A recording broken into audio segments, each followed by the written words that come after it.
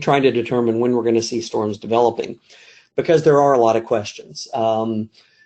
Depending on how strong the cap is, if our balloon goes up and still shows a pretty intensely strong cap, as we had this morning and as the Fort Worth weather balloon had this morning, then that will give us higher confidence that we'll see later storm initiation maybe, and that we may not have to deal with storms in the lunch hour and beyond out in southwest Oklahoma and moving up towards central Oklahoma.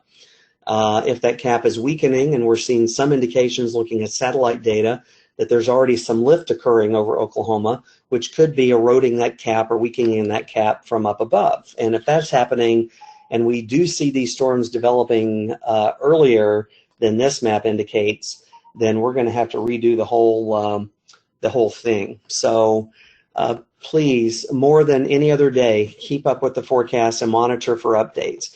It is going to change a lot, and it's going to change often. So we talk about being alert for rapidly changing weather conditions. Today you need to be alert for rapidly changing weather forecast, because we're looking at every piece of data we can and trying to fine tune it. I hate it when we can't nail it down for you, but that's the way it is today, unfortunately. So that's our best timing graphic. When it's updated, we will let you know for sure. But be advised and be aware that we could change this, and we could up these times fairly significantly for severe weather. Now, the question is, if we get all these storms developing in southwest Oklahoma at 11 or 12 o'clock or 1 o'clock, what's that going to do to the supercell potential? What's that going to do to the tornado potential?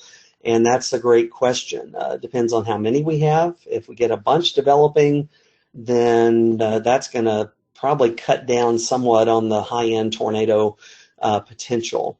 Despite the fact there's a high risk now, there's some stuff that's just not there to make this feel like a May 31st or a May 19th or a May 20th. It just doesn't have that feeling or that confidence, certainly. So I'm not saying somebody won't see a bad tornado today, but there's a lot of questions and a lot of uncertainty.